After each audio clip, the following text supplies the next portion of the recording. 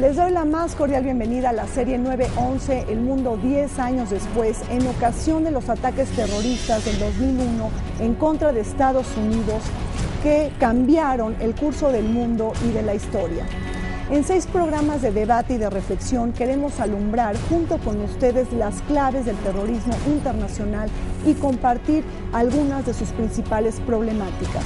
Los contextos, sus formas, los móviles, las guerras, los actores y también sus consecuencias, pasando necesariamente por el terreno de la psicología del terrorismo, su lucha global y la relación con los medios de comunicación. Además, los ejes del terrorismo en América Latina y todas sus implicaciones para México. Un esfuerzo que nos daría una oportunidad para cerrar esta serie con un último programa dedicado a hacer un balance de los 10 años del 11 de septiembre. Soy Rina Musaldi y acompáñenme.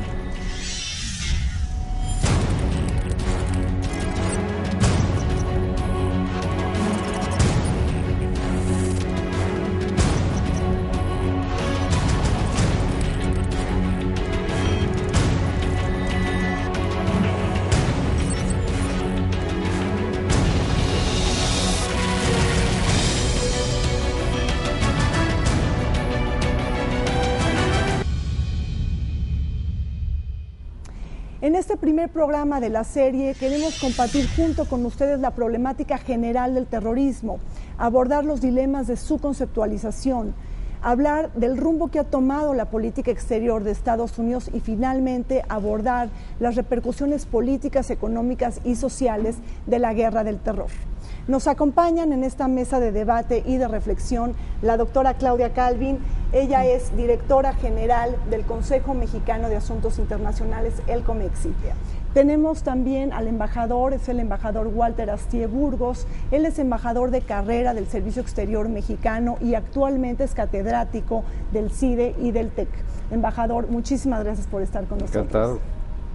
Y por supuesto tenemos también a la doctora María Cristina Rosas. Ella es profesora investigadora de la Facultad de Ciencias Políticas y Sociales de la UNAM y, por cierto, autora de numerosos libros y publicaciones sobre el terrorismo internacional. Muchísimas gracias, Cristina, por compartir esta mesa con nosotros. Al contrario, gracias por la invitación. Claudia, hasta ahora muchos han considerado el 11 de septiembre como la fecha más emblemática del siglo XXI. Esto es así, en tan solo unas horas se volcó la agenda internacional. Rina, pues el 11 de septiembre, sin duda alguna, una fecha paradigmática, pero con la finalidad con la que nos has convocado de contextualizar, yo diría que hay que dar un paso atrás y creo que la caída del muro de Berlín sería el antecedente y precedente inmediato. Claro, la caída del muro de Berlín implicó el derrumbe no solo del muro, sino de las certezas que daba el mundo bipolar. Y al caerse el muro de Berlín, se cayeron no solo la certeza de las interpretaciones de la realidad internacional, sino que emergieron actores que habían estado presentes, pero que habían estado contenidos en los muros ideológicos, geográficos, territoriales, analíticos y mediáticos, ¿no? Entonces yo me atrevería a decir que es una fecha importantísima, pero no se puede descontextualizar del precedente, de los hechos, del resurgimiento de viejos, nuevos actores, de los actores que han estado y siguen presentes y que significó en muchos sentidos efectivamente una nueva forma de empezar a entender y visualizar el mundo hacia adelante, una nueva forma de pensar el terrorismo y la seguridad y por supuesto una nueva forma en la que los ciudadanos tenemos que pensar qué significa el mundo y las relaciones internacionales para todos. Las fronteras llegaron a nuestra casa. Y yo creo que ese es uno de los grandes cambios y el 9/11 lo representa y simboliza en ese sentido. Embajador, cuando termina la Guerra Fría, el mundo atestigua un declive en los presupuestos militares, pero también el florecimiento de una agenda de desarrollo económico y social que toca las puertas al sistema de Naciones Unidas. En ese sentido y desde su punto de vista, el 11 de septiembre entierra esta perspectiva. Bueno, mira, yo creo que es muy importante recordar lo que teníamos, como dice Claudia, un poco atrás. El muro de Berlín, terminó la Guerra Fría, y en ese momento el gran debate internacional que surgió fue el de la seguridad internacional. Dejaron de prevalecer las amenazas a la seguridad internacional de la guerra bipolar, la confrontación este-oeste, y resultó que por el enfoque bipolar de la Guerra Fría se habían pasado por alto muchísimas amenazas a la seguridad internacional que estaban presentes ahí. Claro. Entonces vino un gran debate internacional a partir del fin de la Guerra Fría sobre cuáles son las nuevas amenazas a la seguridad internacional. Y en ese gran debate estábamos, y ahí surgieron grandes temas, de los cuales seguro hablará María Cristina, como el de la seguridad humana y demás. El debate era para conformar cuál es la agenda de seguridad del siglo XXI de la época de la posguerra fría. Claro. Y en eso ocurrieron los atentados del 11 de septiembre. ¿Qué implicaciones? Muchísimas, porque de golpe, en un día, en unos minutos, claro, la agenda de seguridad que comenzaba a centrarse en el tema de la seguridad humana, es decir, que la seguridad debía tener como centro a las personas, pasó otra vez, como en la Guerra Fría, a centrarse en la seguridad del Estado nuevamente. Y esa es, yo creo, la gran tragedia que hemos vivido, y que si ilusamente los terroristas pensaron que con lo que hicieron el 11 de septiembre iban a sacar de Estados Unidos de su región, pues resultó exactamente lo opuesto. Claro. Es lo que hemos venido viviendo estos últimos 10 años. Claro. Cristina, el concepto de seguridad debe de pasar por la agenda de desarrollo económico y social. Pienso por un momento si el desarrollo político, económico, social y hasta medioambiental de los países nos llevan a generar sociedades más prósperas, sociedades más estables y por lo tanto menos propensas a generar tensiones y conflictos. ¿Qué nos dices? Bueno, de entrada yo te diría que debe haber una relación simbiótica entre seguridad y desarrollo. Okay. No puedes tener seguridad sin desarrollo, ni desarrollo sin seguridad. Claro. Ahora, respecto a lo que decían los colegas hace un momento, la década de los 90, en cuanto termina la Guerra Fría, es una década de desarrollo. Hay que ver la gran cantidad de cumbres internacionales auspiciadas por Naciones Unidas, dedicadas a temas de desarrollo social en Copenhague, la Cumbre Internacional de la Mujer, la Cumbre de Asentamientos Humanos en Estambul, la Cumbre Mundial de la Infancia. Es decir, tenemos una serie de reflexiones sobre las personas, claro, sobre los temas de desarrollo, que es un cambio muy importante respecto a lo que vimos en la Guerra Fría, cuando todo era seguridad. Y además claro, con una visión muy estatocéntrica y militarista. Claro. Yo pienso que en los 90 avanzamos mucho en la incorporación en la agenda internacional de los temas de desarrollo, justamente con vistas a la cumbre de desarrollo social que fue en el año 95 en Copenhague. Previamente, en 94, el Programa de Naciones Unidas para el Desarrollo introduce el concepto de la seguridad humana, un concepto que resulta innovador, porque a diferencia de cómo se definía la seguridad en Guerra Fría, en función de estados, claro, militarista, lo que propone el Programa de Naciones Unidas para el Desarrollo es un concepto de seguridad centrado en las personas. Y entonces se afirma en esta definición de seguridad humana que todo aquello que le cause malestar a las personas, trátese del deterioro ambiental, trátese del desempleo, de las epidemias, de la falta de acceso a servicios educativos, etcétera, puede derivar en amenazas a la seguridad. Claro, por supuesto. Entonces, yo siento que fue un avance conceptual, metodológico muy importante el que vivimos en la década de los 90, que lamentablemente, como dice el embajador Astier, se pierde con los atentados del 11 de septiembre de 2001. Yo me atrevería a afirmar inclusive que la gran víctima del 11 de septiembre, además de las víctimas inmediatas que claro, ya conocemos, sería el debate sobre la agenda de seguridad humana. Porque en adelante, claro, a partir del 11 de septiembre de 2001, regresamos a un concepto militarista de la seguridad. A una economía de guerra también. A una economía de guerra, a un concepto muy parecido a como caracterizábamos la seguridad de la Guerra Fría. Sí, increíble. Es decir, tenemos que, alumbrar un concepto de seguridad basado en su multidimensionalidad, ¿no? Por así decirlo. Así es. Claudia, con la Guerra Fría el mundo era mucho más predecible, es decir, el mundo se simplificaba, un antagonismo de dos potencias, y ahora nos enfrentamos a un mundo del todo distinto, un mundo con guerras no convencionales, a un mundo que tiene amenazas transnacionales y a enemigos más difusos y volátiles. Sí, por supuesto que sí, Rina. La certeza de la Guerra Fría era que tú sabías con quién te estabas peleando. Claro. Y bueno, no hay nada más claro para planear y pensar en las políticas que saber en contra de quién estás y analizar el contexto, la situación, la estructura financiera, económica, tecnológica. Claro, claro. Cuando cuando el campo de enfrente, en el campo de enfrente surgen una multiplicidad de actores que juegan con sus propias agendas, que formaban parte de países con los que tú firmaste un acuerdo, pero que ya no están bajo el mismo paraguas legal internacional, se complica la situación. Tienes no solo a los actores tradicionales, sino tienes toda una estructura de poder, de información, de desarrollo tecnológico que antes respondía a gobiernos específicos y que ya no responde a gobiernos. Claro. Tienes una estructura de seguridad que pues prácticamente da rienda suelta a los mercenarios, a un nuevo grupo de actores que tienen información, tecnología, conocimiento, y que literalmente se venden al mejor postor. Claro, claro. Y de la misma forma tienes el surgimiento de, como decía, de nuevas fronteras, y hay un actor que es fundamental y muy importante en esto, que son los medios de comunicación. Claro. No podemos entender lo que está sucediendo en el mundo si no comprendemos que los medios de comunicación han sido el factor clave.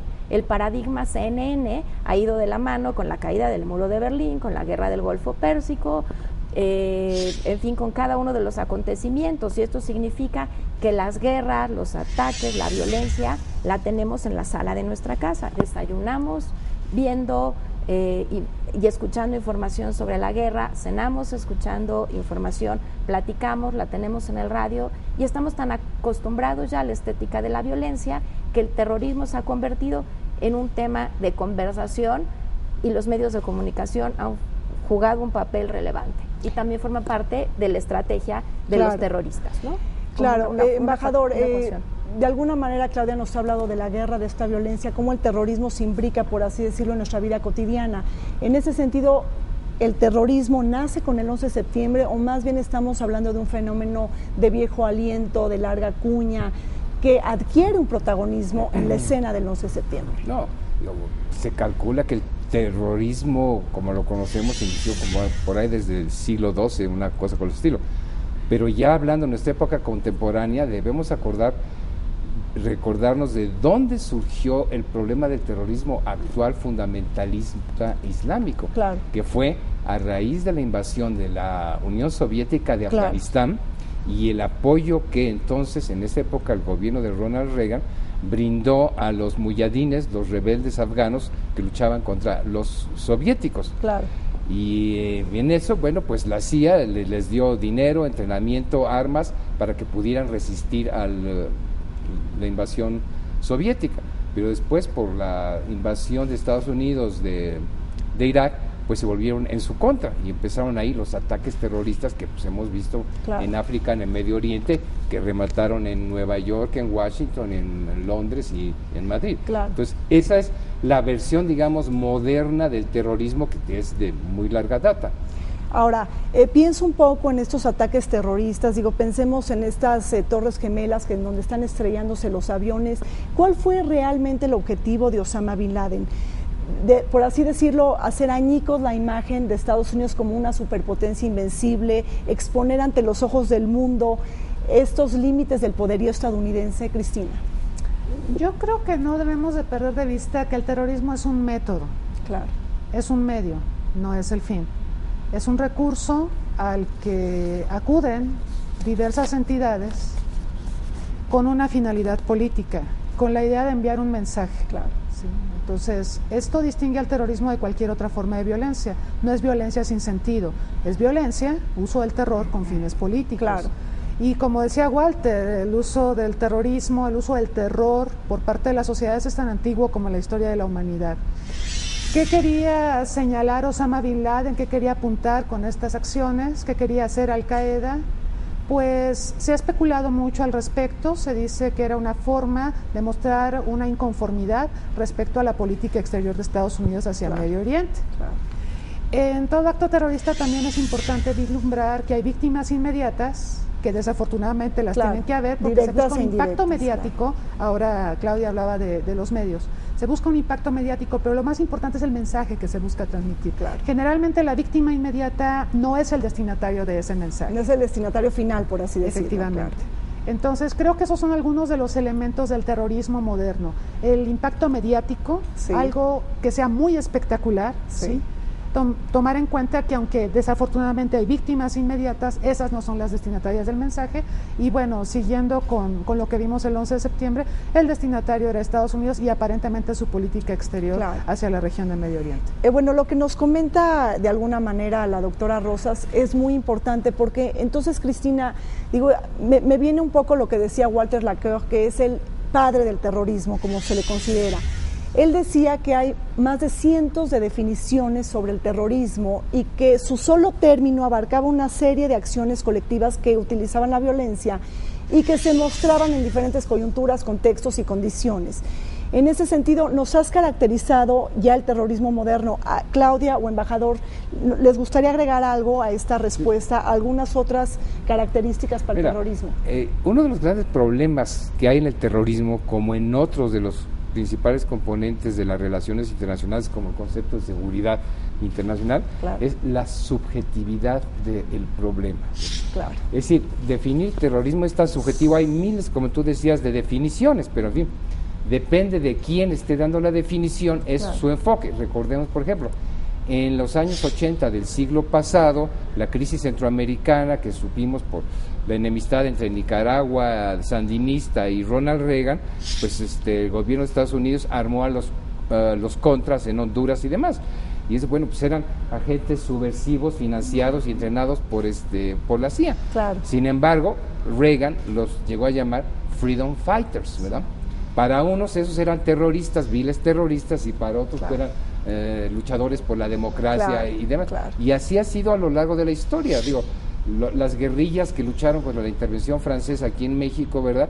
Pues para nosotros eran patriotas defendiendo su país, la soberanía. Para los franceses eran viles asesinos y terroristas. Entonces depende de quién es el que está juzgando. Claro.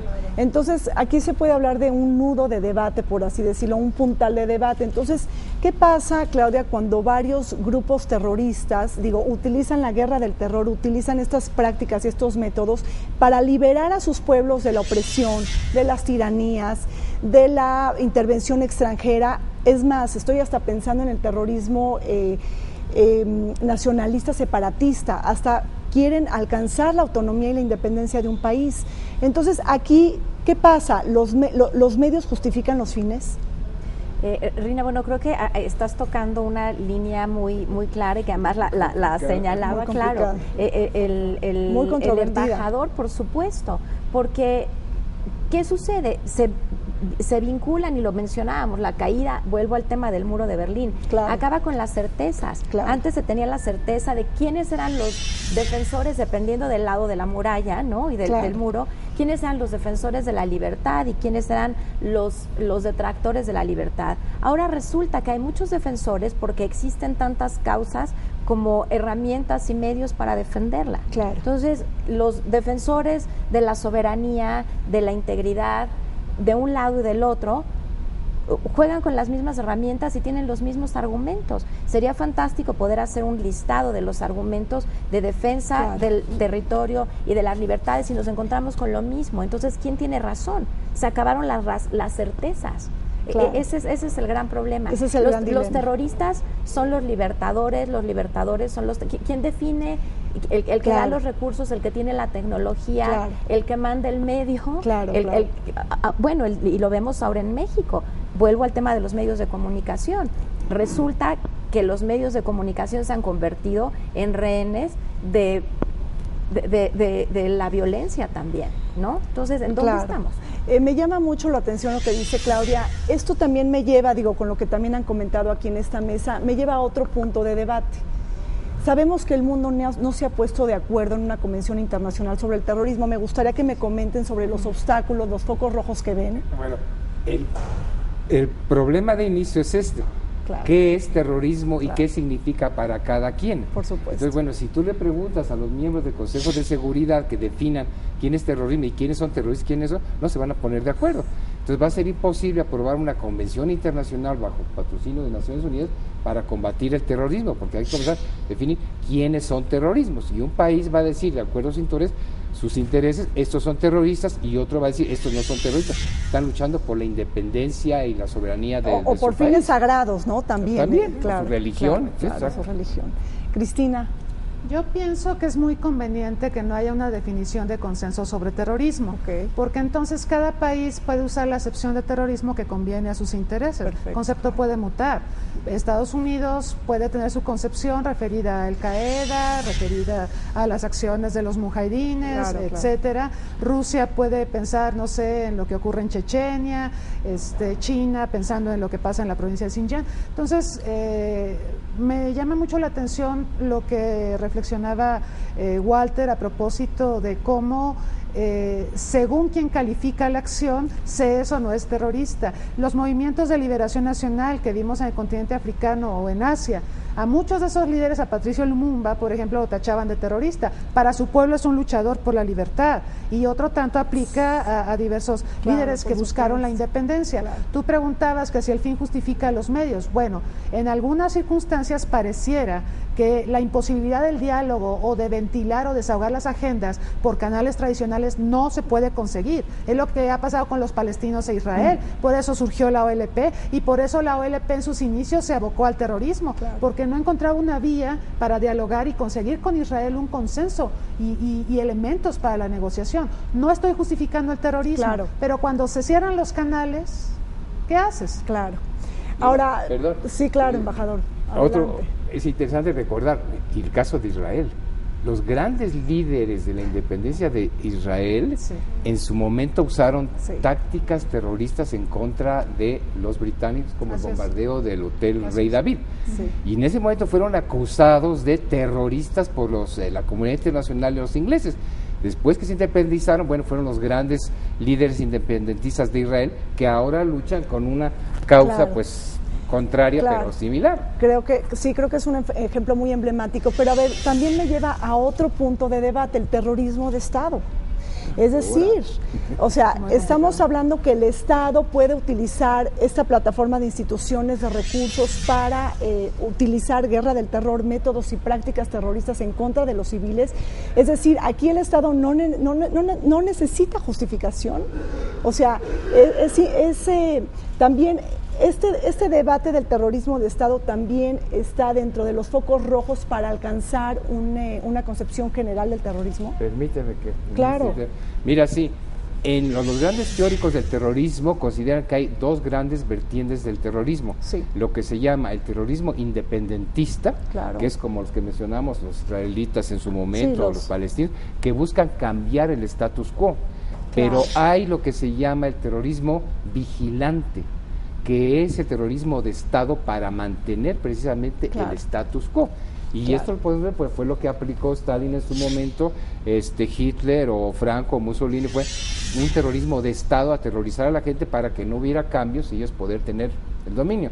Y un poco, desgraciadamente, a partir de los ataques terroristas del 11 de septiembre, lo que hemos visto son las dos versiones.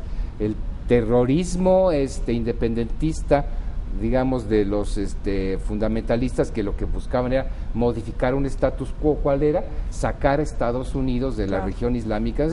Pero de ahí vino la lucha antiterrorista, que mucho ha tenido de un terrorismo de Estado por todas las violaciones de los derechos humanos, las torturas, etcétera. Entonces, ahí tenemos los dos ejemplos.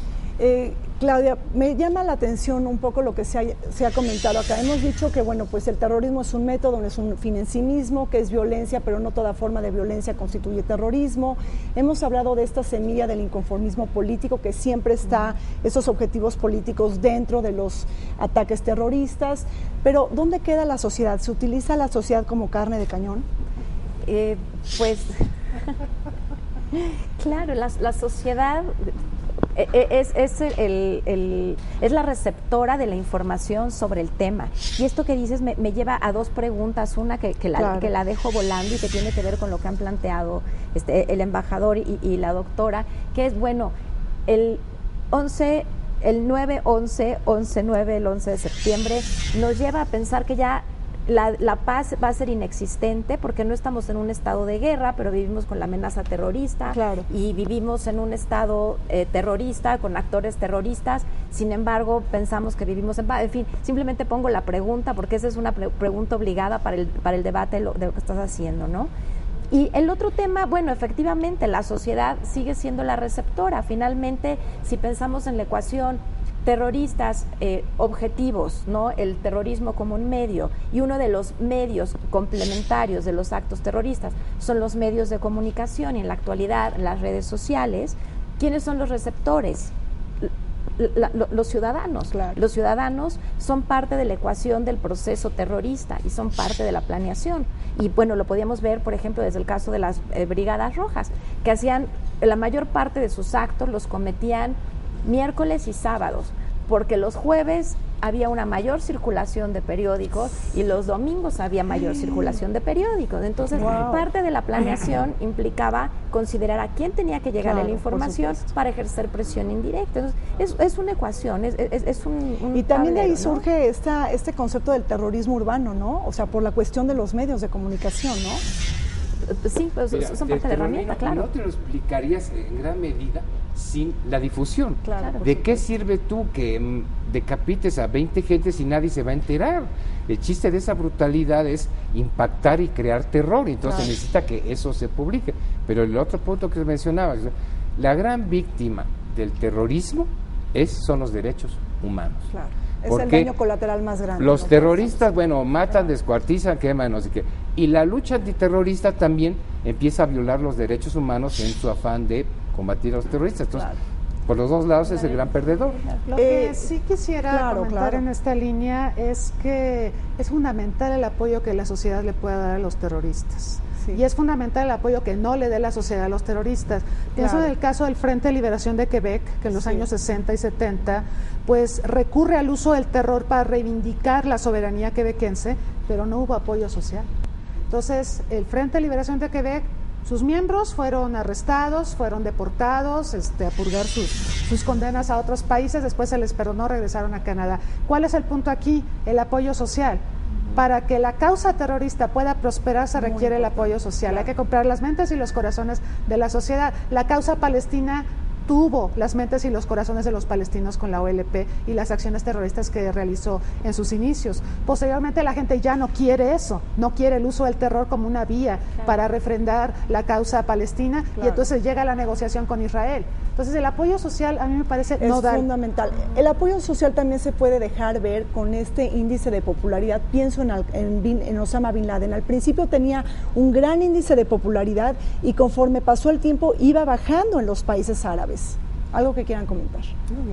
Tienes toda la razón, pero es decir, ya mencionaban antes, bueno, eso es lo que trata el problema de la definición del terrorismo.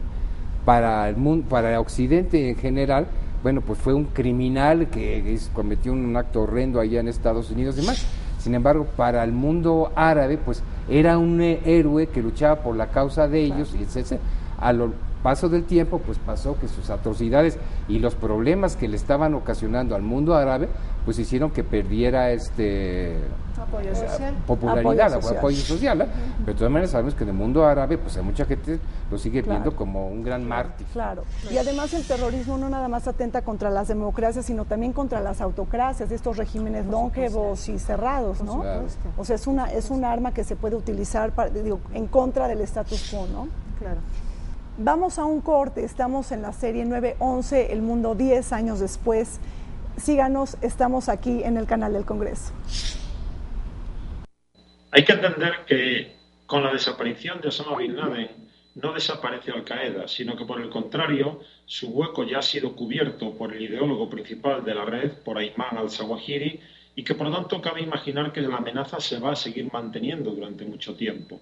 Mucho más en el escenario de Afganistán y Pakistán, pero también en otros países. Por lo tanto, desde ese punto de vista, parecería que se está utilizando la muerte de Bin Laden como una justificación por parte de la administración de Barack Obama para plantear a su propia ciudadanía la idea de que ya han conseguido el objetivo, eliminar al jefe de la banda terrorista, y que por lo tanto eso ya permite salir de Afganistán, que es básicamente el objetivo estratégico que a día de hoy Estados Unidos tiene en la zona.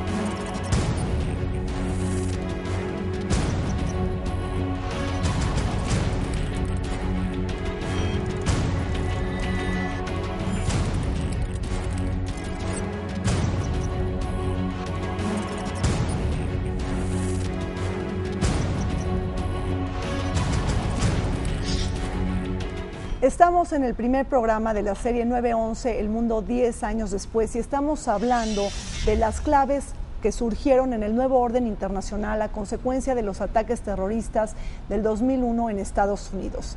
En este momento nos gustaría conversar y platicar con nuestros invitados y especialistas sobre la política preventiva de George W. Bush, la política exterior de Estados Unidos y también esta guerra preventiva. Entonces, iniciemos, Cristina, con esta segunda parte del programa. Estados Unidos fabrica la guerra preventiva en contra de los llamados estados bribones o canallas, que bueno, sabemos que en inglés se les conoce como los rogue states, y cómo entra toda esta parte de los países ejes del mal, como se le tildó en su momento, ¿no? George Bush le calificó así a Irán, a Irak y a Corea del Norte. Bueno, cada año el Departamento de Estado de la Unión Americana da a conocer su lista de los estados bribones, que curiosamente son países que disienten mucho de la política exterior de Estados Unidos. Eso es lo que tienen en común. Países como Cuba, países como Corea del Norte, Irán, Irak, Sudán en su momento, y que bueno, le preocupan porque se supone que pueden encabezar algunas iniciativas que contrarresten los intereses y la política exterior estadounidense en el mundo. Ahora, de esta lista que mencionamos, efectivamente hay 3 que han sido reiteradamente citados como parte del eje del mal: Irán, Irak y Corea del Norte. Eje del mal que, por cierto, no ha tenido nada que ver con los ataques terroristas del 11 de septiembre. Claro. Y esto, pues, yo creo que es muy importante acotarlo. Ahora, de estos 3 miembros del eje del mal, uno fue víctima de una guerra, una invasión en 2003, donde se aplicó la guerra preventiva, donde se argumentaron muchas cosas. Se dijo que el régimen de Saddam Hussein estaba en posesión de armas prohibidas. Se dijo también que estuvo detrás de los atentados terroristas del 11 de septiembre, cosa de la que después el propio George Bush se retractó. Claro. Y finalmente Bush dijo, bueno, ni había armas de destrucción en masa, ni tampoco estuvo detrás Saddam de los ataques terroristas, pero librarse de un dictador bien valió la pena la invasión. Eso pues me parece muy poco ético, sin embargo, muy peligroso. Sienta un terrible precedente, porque de hecho a nivel del derecho internacional se habla de agotar una serie de instancias antes de recurrir a lo que sería la guerra preventiva. Ni siquiera está posibilitado, ¿no? por las normas internacionales. Claro. Entonces, yo creo que desafortunadamente, con el pretexto de luchar contra los terroristas, se adoptaron una serie de políticas que dañan y enrarecen mucho las relaciones internacionales. Y bueno, en el caso de Irak también nos preocupa mucho que se invoca la guerra preventiva, a pesar de que Estados Unidos buscó en el Consejo de Seguridad de Naciones Unidas el apoyo de los miembros en ese momento permanentes y no permanentes, y al no lograrlo decide brincarse a Naciones Unidas e ir adelante o seguir adelante con la guerra preventiva. Entonces me parece una forma de violentar en exceso la normatividad internacional, y además lo que me parece más grotesco de todo esto, sin ninguna justificación. Todos los argumentos que se emplearon para hacer la guerra a Irak se fueron cayendo a pedazos. Sí, embajador. Es claro. Que el término de guerra preventiva es tremendamente, vuelvo a lo que decía, subjetivo. Y es muy peligroso, porque decir, la idea es de que si hay la posibilidad o la creencia de que un país va a afectar la seguridad nacional, internacional de Estados Unidos, seguridad nacional, ¿verdad?, pues tiene el derecho de atacar primero para que no lo afecte. Pero en fin, ¿cómo se comprueba que X país, bueno, lo va a atacar? Claro. En el caso de Irak viendo uno la distancia geográfica ahí en el mapa, dice, bueno, pues, ¿en qué peligraba la seguridad nacional de Estados Unidos? Entonces, bueno, se usó el criterio, como dijo, de que estaba vinculado con Saddam Hussein, con Bin Laden, y de que tenía armas de destrucción masiva que acabaron siendo Sí, todo un fiasco, ¿no? Distracción masiva, ¿no? Claro. Entonces, bueno, fue el argumento para hacer la guerra preventiva. Entonces, es un concepto muy peligroso, porque cualquier país que haga algo que no le parezca a la superpotencia, pues puede ser víctima de la guerra preventiva. Claro. Y puede ser rogue state. Y puede ser rogue state, claro. O sea, es muy subjetivo. Claudia, en ese sentido, entonces, estamos hablando de la guerra preventiva. Esta política exterior de Estados Unidos se puede decir que es maniquea, es decir, quien no está con nosotros está en contra de nosotros. ¿Esto es terrible para el mundo, por así decirlo? Bueno, en el caso específico de Estados Unidos, yo me atrevería a decir que esa ha sido parte del discurso histórico. Han cambiado las circunstancias, pero siempre, digamos, el ethos estadounidense se ha fundamentado en gran medida en esta visión maniquea del mundo, quienes están a favor o en contra, inclusive al interior de las fronteras, quienes están a favor de una visión de la Constitución o no, y bueno, lo podemos ver desde la Constitución hasta las legislaciones locales. Entonces esto, si lo extrapolas a lo internacional, es lógico y consecuente.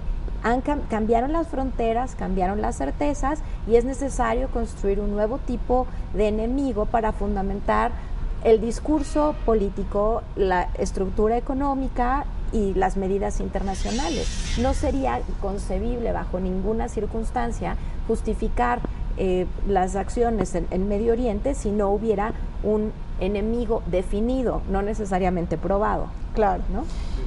Claro. Permíteme leerte una frase porque la encontré muy a propósito de eso. Claro. Brevemente, el apoyo de la gente a los líderes siempre se puede conseguir. Eso es muy fácil. Todo lo que tienes que hacer es decirles que están siendo atacados y denunciar a los pacifistas por su falta de patriotismo y por exponer al país al peligro. Esto funciona de la misma forma en cualquier país. ¿Sabes quién dijo esto? Hermann Göring, comandante de las fuerzas aéreas de Hitler y gran asesor de Hitler. Entonces, mucho aquí lo que decía Claudia, hay que recordar también cuestiones de política interna de Estados Unidos. Cómo llegó George Bush a la presidencia, el conteo de votos ahí muy dudoso en Florida y demás. Su legitimidad. Falta de legitimidad. Los bajos índices de popularidad que tenía en los primeros tiempos antes del 11 de septiembre y demás. Y como él lo dijo Bob Ward cuando le hizo la entrevista, dijo, esto hay que verlo como una oportunidad. Y obviamente Bush aprovechó la oportunidad de los ataques terroristas para muchos otros fines. Uno, para legitimarse. Claro.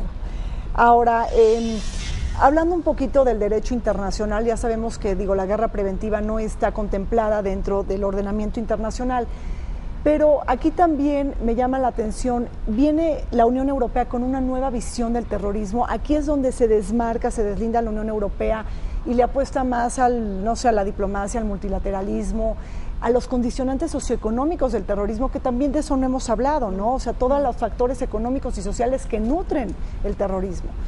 ¿Quién me comenta algo? Bueno, yo podría comentar algunas cosas que son un poco irónicas en el caso de la Unión Europea. Bueno, de hecho, el concepto de terrorismo se arrastra de la época del terror de Robespierre, ¿no? Todo lo que pasa con la Revolución Francesa y todo esto. Y bueno, Europa pues tradicionalmente ha sido blanco de ataques terroristas, el secesionismo, por ejemplo, que hemos observado en el País Vasco, o lo que ha ocurrido en Irlanda también. Ahora, es interesante hacer notar que Europa tradicionalmente le ha dado un enfoque de seguridad pública al combate al terrorismo, no un enfoque de seguridad nacional. O sea, hay una discrepancia importante, o la había por lo menos hasta un poquito antes del 11 de septiembre, entre la forma en que asumen Estados Unidos y los europeos al terrorismo. Por la convivencia que Europa ha tenido con el terrorismo, le ha dado un tratamiento de seguridad pública y se le combate con policías y se busca crear, sí, una sociedad vigilante, pero no en los extremos y en las condiciones que observamos por parte de Estados Unidos. Y lo ha hecho con bastante efectividad hasta donde yo recuerdo. En el caso de Estados Unidos es un problema, ellos lo han elevado al rango de un problema de seguridad nacional y entonces usan todo su aparato militar, ¿sí? Se supone que cuando usamos el aparato militar y definimos algo como un problema de seguridad nacional es porque está en riesgo la supervivencia de la nación. Y perdón, con todo el respeto que me merece Estados Unidos, el 11 de septiembre no puso en riesgo la supervivencia de la nación estadounidense. Es un problema, me parece algo fundamental. Es un problema muy serio, ¿sí? La forma en que fue vulnerado es muy impresionante, porque ahí la imagen que proyecta Estados Unidos es la de un país que ni siquiera se puede cuidar a sí mismo. Entonces el impacto mediático es brutal, es enorme. Pero eso no puso en entredicho la viabilidad de la nación, de la sociedad estadounidense. Y por lo tanto, a mi manera de ver, el terrorismo merecería otro tratamiento más parecido a lo que hace la Unión Europea. Ahora, nada más para terminar, la Unión Europea sí tenía esta distancia, esta distinción respecto al tratamiento que le da al tema del terrorismo, pero últimamente, de 2002 para acá, las legislaciones de lucha contra el terrorismo de Europa se parecen mucho a las de Estados Unidos y tienden a asumir al terrorismo como un problema de seguridad nacional. Claudia, ¿nos quieres decir algo? Sí, por supuesto, gracias, Rina. Yo aquí acotaría tres cosas. Uno, hablaría de digamos, los últimos 3 temas que me interesa tocar. Uno, el impacto de los medios de comunicación. Creo que hay que dejarlo en puntos suspensivos y está todavía todo por decir sobre la posición de los medios en todos los países, cómo se van a comprometer o no se van a comprometer, o qué tanto afecta la libertad de expresión o no, que transmitan y formen parte de la estrategia de difusión de los actos terroristas. Eso queda con puntos suspensivos y creo que amerita un programa entero. Claro, lo vamos a hacer. Está el tema de la sociedad, por supuesto. El terrorismo y la violencia alrededor de no son solo datos, también son grupos y actores de los que no se habla, y a mí me gustaría pensar, ver y encontrar los estudios concretos de cuál ha sido el impacto de los definidos por terroristas, que desde otra óptica no son terroristas, y que han generado nuevas víctimas, más allá de las que se ven, las niñas, los niños, las niñas de la guerra, que están vinculados a toda esta lucha, ¿no? Y las niñas no solo son llevadas al ejército, tenemos niños involucrados en los actos terroristas, pero además de llevar y portar armas, también son esclavas sexuales de los ejércitos que las involucran, ¿no? Entonces, estas son otras de las caras del terrorismo que hay que poner sobre la mesa, no son solo números, estamos quitándole el derecho al futuro a actores muy importantes. No, y también la parte social de los jóvenes, o sea, ¿cuál es el rol que están jugando los jóvenes en estos movimientos terroristas, no? Por supuesto. Y el tercer punto, que no sé si quieres que lo toquemos ahora o para la siguiente. Adelante. Sí, que sería el del ciberterrorismo, que es un tema fundamental y que tiene mucho que ver con lo que han estado mencionando el embajador y Cristina, que es quién está del lado correcto. El caso más emblemático es Kevin Mitnick, que estuvo en la cárcel, bueno, fue uno de los actores, de los hackers más buscados en Estados Unidos, purgó una condena y hoy es uno de los principales asesores del FBI, tiene una agencia de consultoría. Están además los otros 5 grandes hackers, es este famoso señor como Kevin Pulsner, ¿no? que es el Hannibal Lecter de los delitos cibernéticos. Pero son gentes y son chavos que han estado en la cárcel y esto nos plantea un dilema. Claro. Ellos están hoy de este lado, purgaron condenas, pero los pudieron haber cooptado del otro lado. Y podrían ser quienes estuviesen atacando los ejes neurálgicos del sistema financiero, del sistema informativo, y esto además nos plantea nuevos blancos. Y volvíamos al tema del inicio de Cristina, son los espacios simbólicos, los objetos. Yahoo, Google, estas grandes empresas también son objeto de posibles ataques terroristas. Entonces, digamos, la visión digital y de redes sociales y tecnológica nos plantea un camino imprevisto del terrorismo, y bueno, yo lo dejaría ahí. El ciberterrorismo va a ser un tema constante, sabemos que ya empezamos, sí, uno de los temas de la sigue, agenda, ¿no? claro. Yo lo dejaría en esos 3 puntos. Muchísimas gracias, Claudia. Bueno, pues vamos a un corte, seguimos con más en este primer programa de arranque sobre la serie 9/11, El Mundo 10 años después. Volvemos. Puesto que muchos grupos terroristas simplemente se manejan en clave de cuanto peor mejor. Por lo tanto, es provocar violencia de la cual obtienen un beneficio determinado.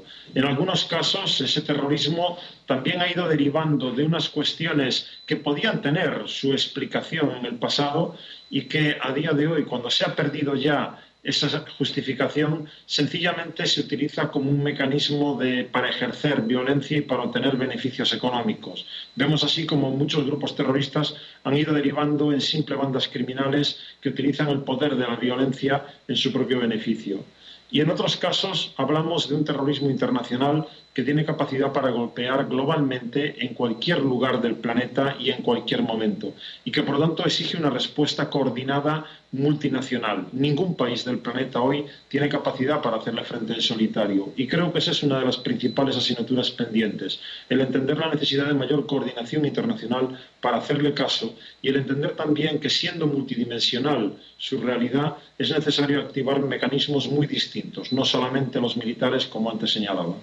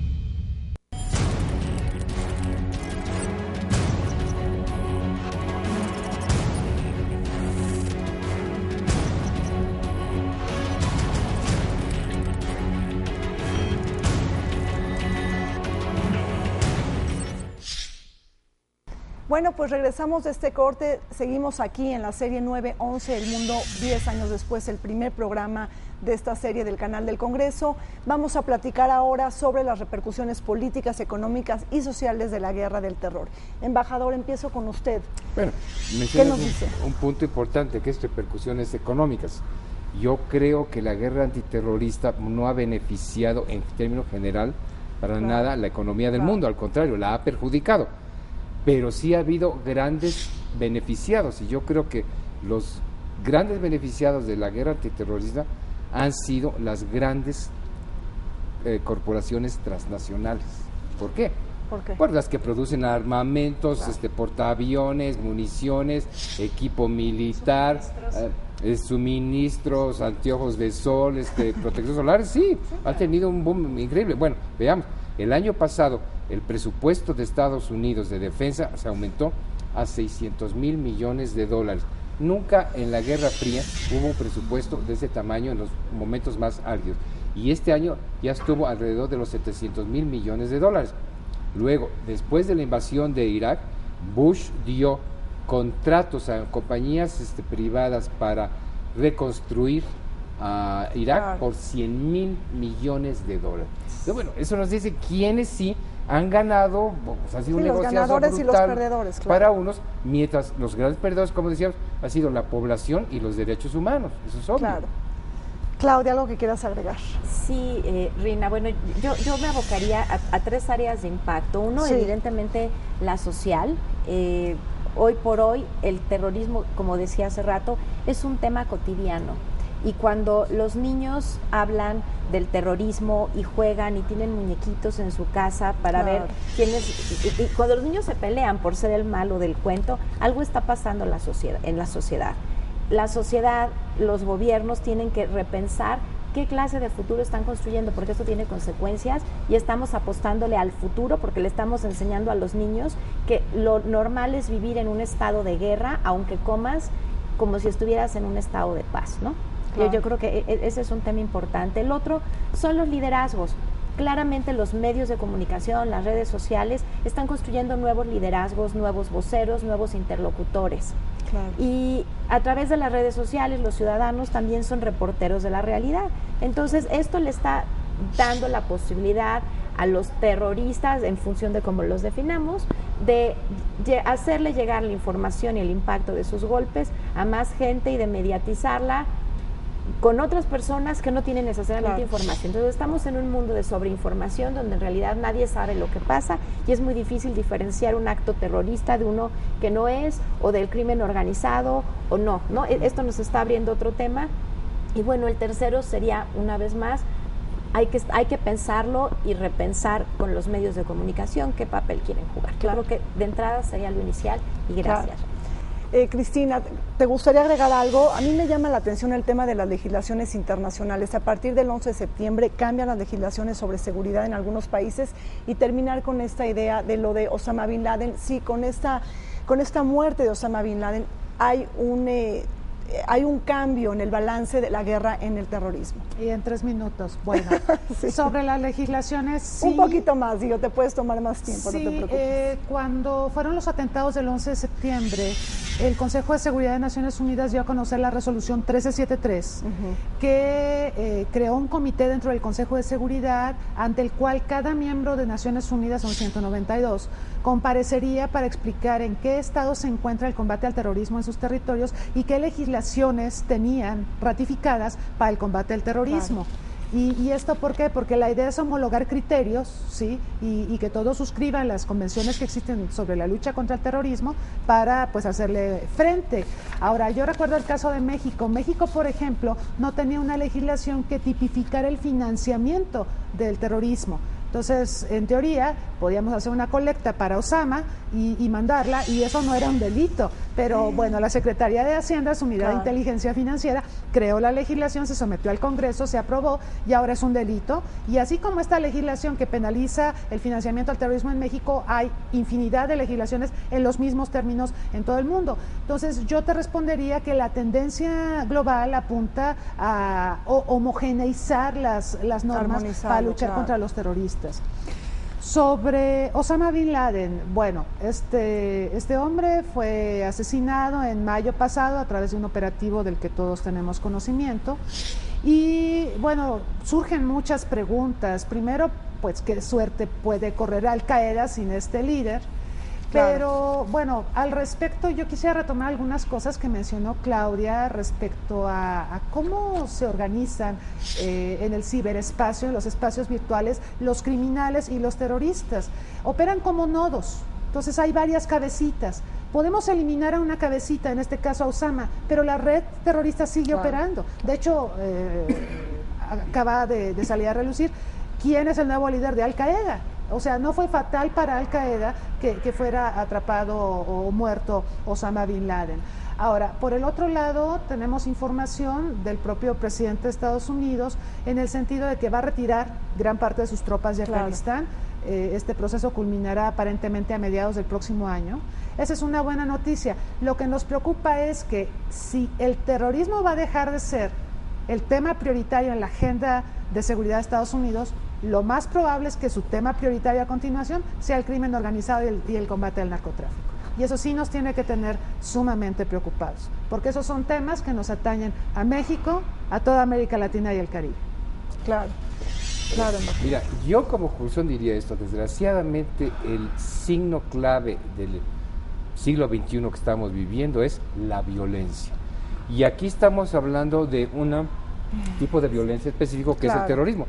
Pero a eso agreguemos las pandillas, las maras, los secuestros, el narcotráfico, el narcoterrorismo, etcétera, etcétera. Entonces tenemos estamos viendo una tremenda violencia. Pero ¿cuál es el problema de fondo?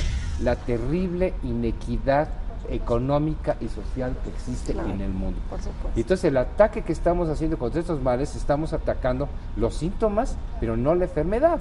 Y mientras no resolvamos todo lo que hay abajo de la miseria, la pobreza, la marginación, los problemas políticos y culturales, pues no se van a resolver estos problemas.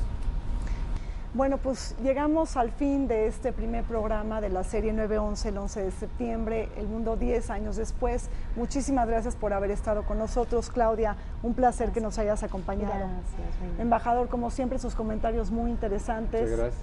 Cristina, gracias por compartir esta mesa. Gracias por la invitación. Pues llegamos al fin de este primer programa de la serie 9-11, El Mundo 10 años después. Soy Rina Musali, los esperamos la siguiente semana en esta serie de 6 programas de reflexión y debate. No se vayan, sigan aquí en la programación del canal del Congreso. Hasta pronto.